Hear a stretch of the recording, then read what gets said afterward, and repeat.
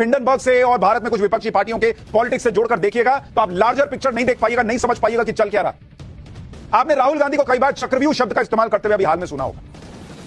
मैं आपको दिखाता हूं चक्रव्यूह कैसा बनाया जा रहा है नरेंद्र मोदी और भारत के खिलाफ। इस चक्रव्यूह को आपको देखना चाहिए। इस चक्रव्यूह के सेंटर में अगर आप देखेंगे चक्रव्यूह, और इसके सेंटर में कौन है? इसके सेंटर में है मोदी। और जिन लोगों को नरेंद्र मोदी के आगे भारत दिखना बंद हो जाता है वो देखें कि कैसे वो भारत को टारगेट करते हैं। और इस चक्रव्यूह को अगर आप देखेंगे, अगर आप इसको सेंटर मानते हैं तो इसकी अलग अलग लेयर्स हैं, जिसको अगर आप देखेंगे जिसमें भारत को घेरने का प्रयास हो रहा है। अगर आप अलग अलग लेयर्स देखते जाएंगे तो मैं आपको बताता हूं ये लेयर्स क्या है। इसमें अगर आप देखेंगे सबसे अंदर का जो मार्केट है, अंदर का लेयर है, वो है शेयर मार्केट और इकोनॉमी।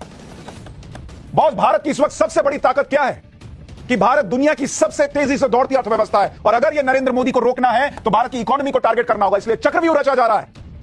कभी यह बोलकर कि एलआईसी का पैसा डुबा दिया मोदी ने, कभी यह बोलकर कि बैंकों का पैसा डुबा दिया मोदी ने, और कभी यह बोलकर हिंडनबर्ग की रिपोर्ट के सहारे कि भैया मार्केट तो गया, पैसा तुम्हारा गया। क्योंकि एक बार इकोनॉमी गिर गई, एक बार भारत की रफ्तार धीमी पड़ गई तो फिर नरेंद्र मोदी को रोकने में काम आएगा। लेकिन यह चक्रव्यूह का पहला लेयर है। इसके बाद आप देखिए ये जो लेयर है दूसरा, इसमें है अग्निवीर, देश की सेना। अगर देश की सरहदें कमजोर पड़ गई, अगर देश की इंटरनल सिक्योरिटी कमजोर पड़ गई, अगर देश की सेना जो कभी नहीं हिली, कभी नहीं डिगी, आसपास के देशों को आप देख लीजिए, अगर वो सेना कमजोर पड़ गई तब जाकर भारत को कमजोर किया जा सकता है। और इसलिए अग्निवीर पर सवाल उठते हैं। इसी तरह से आप देखिए एक लेयर है किसान। जो लोग 60 साल राज करने के बाद किसान को एमएसपी की गारंटी नहीं दे पाए हर फसल पर, वो आज अचानक कहने लगते हैं कि एमएसपी का पे कानून बन जाना चाहिए। यह सिर्फ प्रयास है कि कैसे किसान सड़क पर आए, कैसे अग्निवीर के नाम पर देश का जवान सड़क पर आए। और इससे भी जब नहीं मन भरता तो अगली है जाति जनगणना। जातिगत जनगणना के नाम पर किसी तरीके से जो हिंदू है वो बट जाए और वो सड़क पर आ जाए। इससे भी मन नहीं भरता तो अगली लेयर है आरक्षण।